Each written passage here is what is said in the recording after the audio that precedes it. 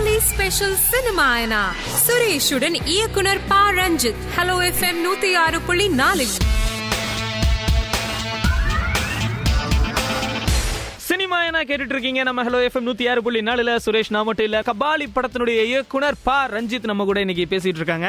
கபாலி படத்துல நம்ம சூப்பர் ஸ்டாரை எப்படி எல்லாம் காட்டணும், எந்த மாதிரி எல்லாம் காட்டக்கூடாதுன்னு யோசிச்சிங்களா அப்படின்னு நான் கேட்ட கேள்விக்கு கொஞ்ச நேரத்துக்கு முன்னாடி நீங்க சொன்ன பதில் வந்து எஸ், அந்த மாதிரி சில ஐடியா பண்ணிருந்தேன் அப்படின்னு சொல்லியிருந்தீங்க. ஸோ கிட்டத்தட்ட கேரக்டர் என்ன பண்ணணும்னு நிறைய யோசிச்சிருக்கீங்க. பட் ரஜினிகாந்த் நிறைய விஷயங்கள் பண்ணாமல் அவர் ரியல் லைஃப்ல பண்ற ஹீரோயிசமே போதுங்கிற அளவுக்கு தான் செம்ம ஹீரோயிசம். நேரம் மீட் பண்றப்ப அவர் பேசுறப்ப பயங்கரமா இருக்கும். அது இதுல பண்ணலாம் அப்படின்ற மாதிரி நான் யோசிச்சேன். அது செம்ம ஸ்பெஷலாகவும் இருந்தது. அது இருந்தால் நல்லா, ஏன்னா அதில் ஒரு இது கம்பீரம் இருந்தது. அது வந்து இந்த படத்தில் பண்ணலாம்னு நான் யோசிச்சேன். எஸ், அண்ட் இன்னொரு பெரிய ப்ளஸ், நிறைய இயக்குநர்களுக்கு கிடைக்காத ரஞ்சித்து கிடைச்ச ஒரு பெரிய ப்ளஸ், ரஜினியினுடைய இப்போ இருக்கக்கூடிய ஒரு ஸ்டைல். அவர் இப்போ எப்படி இருக்காரோ ரஜினி, நம்ம இப்போ எல்லாருமே அவரை ஹீரோயிசமாக தான், அந்த ஹீரோயிசத்தோட தான் பார்க்குறோம். அவர் எங்கே நடந்தாலும் வந்தாலும் அதை கேப்சர் பண்ணி ஸ்க்ரீனில் காட்டுற ஒரு விஷயம். இதுக்கு முன்னாடி ஒரு வயசான கேரக்டரில் வந்து ஒரு 5 மினிட்ஸ் காட்டியிருப்பாங்க, 10 மினிட்ஸ் காட்டியிருப்பாங்க மேக்ஸிமம். உங்களுக்கு அது வந்து ஒரு கதாபாத்திரமாக காட்ட கிடைச்சது ஒரு பெரிய விஷயம் இல்லையா? அது நல்ல விஷயமே இந்த படத்தில். ஏன்னா வந்து நான் பொதுவாக வந்து என்னென்னா ஆர்டிஸ்ட்டை செலக்ட் பண்ணுறப்போ வந்து ஒரு கதாபாத்திரத்தை க்ரியேட் பண்ணதுக்கப்புறம் வந்து இதுக்கு யார் செட் ஆகுங்கன்னு சொல்லிட்டு எடுத்துகிட்டு வருவேன். இதுக்கு இவங்க பண்ணால் நல்லாயிருக்கும் அப்படின்றப்ப அவங்கள எடுத்துன்னு வந்து வைக்கிறப்ப தான். ஏன்னா வந்து ஒரு கேரக்டர் அவரோட வெற்றியே வந்து ப்ரெசன்ஸில் தான் இருக்குது. அவங்களுடைய உடையிலேருந்து அவங்களுடைய மேக்கப்லேருந்து அந்த ப்ரெசன்ஸை வந்து நம்ம சக்ஸஸ்ஃபுல்லாக பண்ணிட்டோன்னா மற்றபடி டயலாக் வந்து அது ஹெல்ப் பண்ணும், அவ்வளோதானே தவிர. அப்போ வந்து ஒரு 75% வந்து ப்ரெசன்ஸில் தான் இருக்குது, லுக்கில் தான் இருக்குது. அதை க்ரியேட் பண்ணணுன்னு தான் நான் ஃபஸ்ட்டு நினைப்பேன். அது நம்ம க்ரியேட் பண்ணிட்டோம்னு நினைக்கிறேன். அதில் தான் சக்ஸஸே ஆரம்பிக்கிறதுன்னு நான் நினைக்கிறேன். டெஃபினட்டாக அந்த சக்ஸஸ் அந்த லுக் வந்ததுலேருந்தே வந்து பெரிய அளவில் தெரியுது. எத்தனை பேருடைய ஃபோன் வாட்ஸ்அப்பில் சோஃபாவில் அவர் கால் மேலே கால் போட்டு உட்காந்துட்டு கையை பின்னாடி அந்த சேரில் பிடிச்சிட்டு இருக்கிற மாதிரி இருக்கும்ல, அந்த ஸ்டில் ஒன்று போதும். எனக்கு தெரிஞ்சு அந்த ஏஜில் அவர் வீட்டில் உட்காந்து அப்படி தான் உட்காருவார்னு நினைக்கிறேன். அந்த ஒரு ஸ்டில் அதை தான் ஃபஸ்ட்டு எனக்கு தெரிஞ்சு ரிலீஸ் பண்ணீங்க.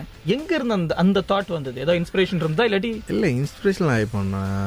காட்ஃபாதரை வந்து நம்ம வந்து பார்க்கலாம். காட்ஃபாதரை ஃபோட்டோ வந்து போஸ்டர்ஸ் வந்து செம்ம சூப்பரான போஸ்டர்ஸ். ஆனால் அது கொஞ்சம் டார்க்காக இருக்கும். அது நம்ம அப்படி யோசிக்கிறப்போ வந்து சரி நம்ம வேறு மாதிரி என்ன பண்ணலாம் அப்படின்றப்போ வந்து யோசிக்கிறப்போ க்ரியேட்டிவ் டிசைனர் இருக்கிற வின்சிராஜ் தான் வந்து இந்த ஐடியா கொடுத்தா. அந்த மாதிரி வந்து நம்ம சோஃபா, சிங்கிள் சோஃபாவில் சார் உட்காந்துக்கிற மாதிரி பேக்ரவுண்டில் வந்து பண்ணலாம் இந்த மாதிரி அப்படின்னு சொல்லி சொன்னார். அது இன்ட்ரெஸ்டிங்கான ஐடியா, நம்ம அது பண்ணோம். அது அண்ட் கலர் காம்பினேஷன் பீரியடில் ஒர்க் அவுட் ஆச்சு. அதில் மைன்யூட்டாக பார்க்க வேண்டியது அவருடைய அந்த ட்ரெஸ்ஸுடைய கலர், பேக்ரவுண்ட். நிச்சயமாக அது இவர் தான், வின்சிராஜ் தான் என்ன பண்ணார்னா சூட்டோட கலரை செலக்ட் பண்ணல, ஆனால் அந்த பேக்ரவுண்ட்லேருந்து எல்லாமே அந்த சோஃபாலேருந்து எல்லாமே வந்து அவர் தான் வந்து இந்த கலராக வேணும்னு சொல்லிட்டு ரொம்ப பிடிவாதமாக கேட்டார். அது பண்ணுவோம். அது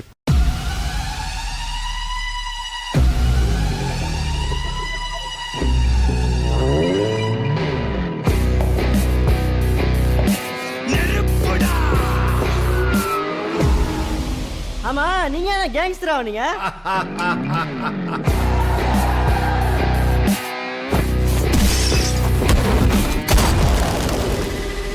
யாரா அந்த கபாலி? வர சொல்ற அவன. தமிழ் படங்களை எங்க மறந்து வச்சுக்கிட்டு மியூசியம் முறுக்கிக்கிட்டு லுங்கி கட்டிக்கிட்டு நம்பி யாரு கபாலி அப்படின்னு சொன்ன உடனே குனிஞ்சி சொல்லுங்க எஜுமா அப்படி வந்து நிப்பானே, அந்த மாதிரி கபாலி நினைச்சியாடா? கபாலிடா.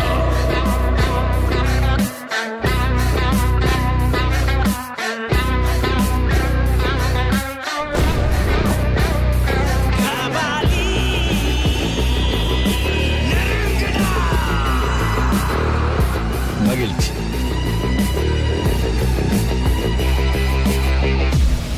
ஹலோ FM 106.4 சினிமாயை நான் கேட்டுட்டு இருக்கீங்க. இன்னைக்கு கபாலி படத்தை தான் கொண்டாடிட்டு இருக்கோம். இயக்குனர் பா ரஞ்சித் கூட.